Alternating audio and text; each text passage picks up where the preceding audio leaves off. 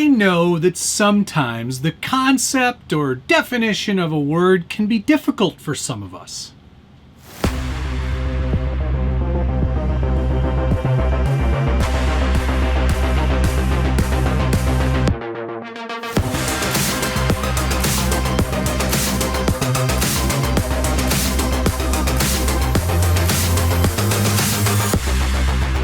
Welcome back to the Scale Builders Guild. Thanks again for watching. It's episode 4 of the Axial SCX24 Budget Build Off with myself and Harley Designs. I'll be sure to put a link down below where you can check out his episode 4 video of the week.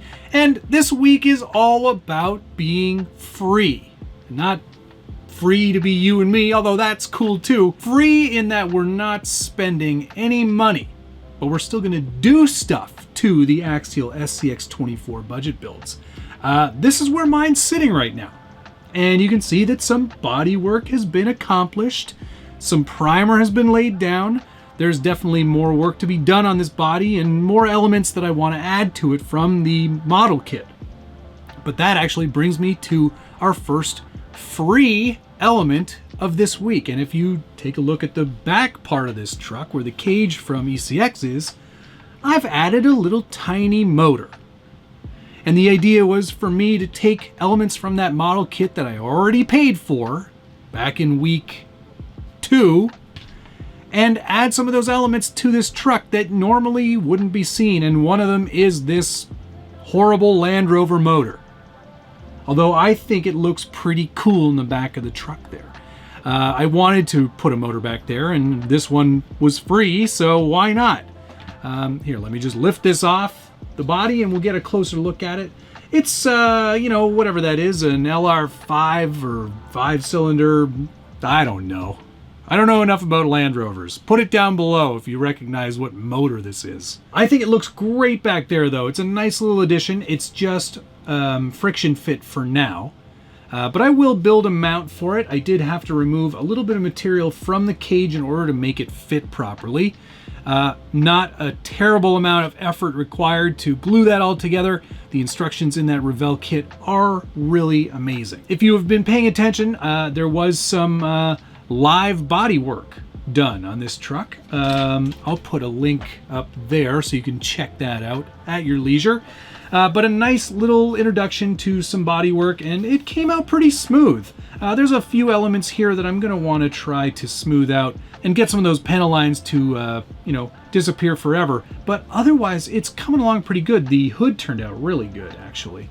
Yeah, I think it's all coming together. You'll notice also that the cage has been added to the body. That's actually screwed in now. As luck would have it, the tail lights are almost an exact perfect match for where the mounting screws for this cage are. So that was lucky. I think it looks awesome though. It's really coming together and pretty pleased with the progress on that body. And nice to see a cool motor back there. I've even got the transmission tunnel built in there, so it all kind of fits. It kind of looks right for this sort of hacked together weirdo truck that I'm building. In coming weeks, when it isn't a free week, I will be designing some mounts to make this body and chassis come together permanently. We'll probably do some sort of hinge action so we can still get at all the electronics, but I won't be doing that and not paying for it. If I'm designing something, I'll make sure to figure out the cost, whether it be through Thingiverse or Shapeways or whatever it is. Cost will be associated to it because those things aren't free. I like to bust Josh's chops on this whole free element because he seems to not really understand that concept. Also, don't worry about me hurting his feelings. He doesn't have any of those. Originally, when I started thinking about the free week, I was thinking about pulling a Josh and saying, well, this is the free week, so I'm putting on a bunch of stuff for free, like a brushless motor and a brushless ESC and all sorts of other things that I've collected for this project. But no, that's not how I operate. I'm above board on this project, and I'm doing it the way you would do it at home, with $50 every week except the free week, where we're trying to do stuff for free. I don't need to justify anything because I'm sticking within the rules. We're not doing NASCAR rules, Josh. We're doing rules. And I love rules. The other element of free, what else could we possibly do to this truck without spending any money? Well, I had a pretty good idea, and that's siping these tires. I've done this before in budget builds when we have to do stuff for free, and it's always a really great performance mod without spending a dime and using the stuff that you already have access to. So we're going to take these Nitto tires that are on the SCX24, and we're going to remove some lugs to make them perform ever so slightly better. Now, in the full-size world, guys tend to sipe or remove lugs from a tire to increase the performance. It actually, by removing some of the lugs, you actually gain some more traction because there's more room for those lugs to bite. So what we're going to do is we're going to take our existing Nitto trail grappler here that's been glued onto this wheel, and we're going to start looking at lug patterns, and we're going to see where we can make some space. And for me, one of the most effective spaces to remove is the outer edge space. So what we're going to do is we're going to find a lug here, and I like the look of these lugs on the outer edge, these ones right here. And we're just going to snip off every other one. And I'm going to get kind of close to the actual sidewall and the actual tire sort of like profile as well. But I'm not going to completely remove it. I'm just going to take out a little chunk, and you can see that right there. And then we'll move on to not the next one, the one after that. And we'll do the same thing again. Get as close to the actual profile of the tire and just snip off these outer lugs. And we're going to leave sort of that inner side lug as because there's plenty of space between those, but we're just going to remove every other one on the outside of the tire. It can be fairly time consuming, especially if you don't have a nice sharp pair of snips like I've got here. But I do find this to be a very effective way of gaining some performance without spending a single dime. It's just going to take you time. Added bonus, you can always create a little tiny cardboard box after you're done, save all these lugs, and use it as a scale point. Like I did in the past. Okay, so let's fast forward and we'll get this whole tire finished here. Okay, so there's one tire done. All of the outer lugs, every other outer lug has been removed. And what we're going to get now is a lot more space between those outer lugs. So we actually get a bit more bite as we're turning or trying to get ourselves up over an obstacle. I really like this mod. It's super simple and doesn't require much in the way of tools. You could even use a pair of scissors or Lexan scissors if you've got them. You could even, and I hate saying this out loud, but you could use a Dremel to get that same effect. I would just be a lot more careful with the Dremel because those things can get away from you. So we're going to continue that on. We're going to get that done on all 4 tires. Okay, all the lugs have been removed, at least the ones we wanted to get rid of, and there's what's left of them. So my only advice that I can give you on this is to take your time, go slow, especially at this scale. You do not want to cut through the actual tire. They're small, they are thin.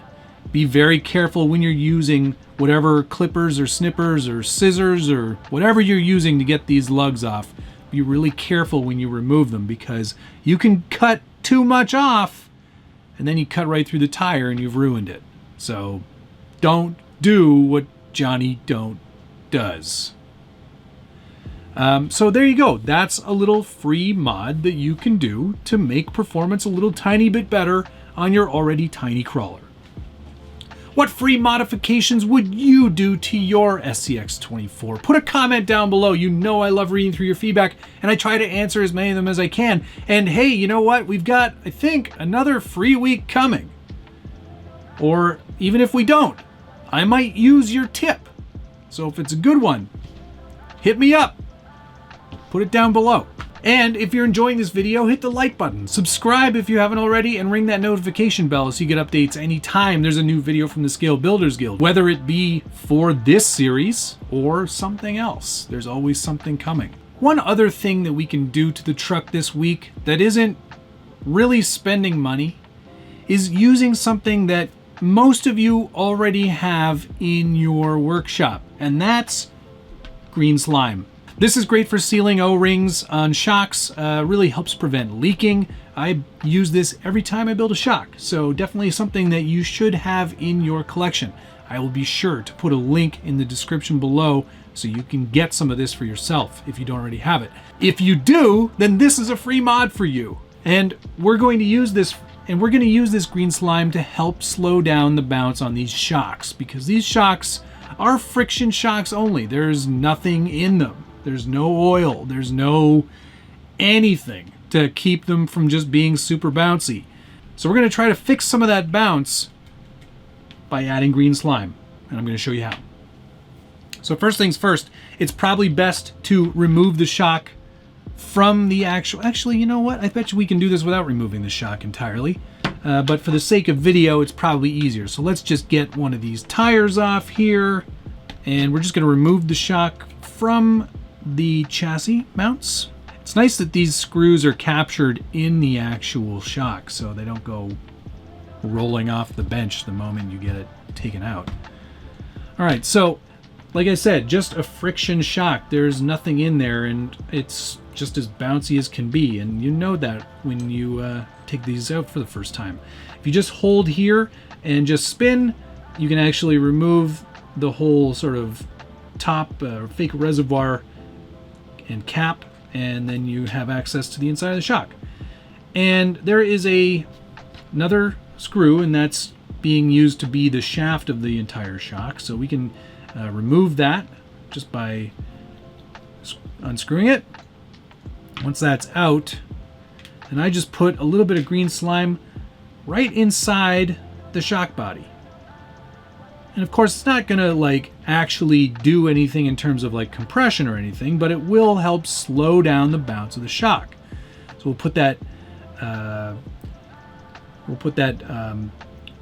piston screw back in, tighten that back up, put our cap back on, and we're basically done. We can just reinstall that shock on the truck. And there's a bunch of other things you can use if you don't have green slime at home. Marine grease, which is nice and thick, that'll do the trick. Diff fluid, if you've got a really strong, thick diff fluid, try that. That could work as well. The idea is the idea here is that we're just adding a bit of friction to help slow down the bounce of that shock.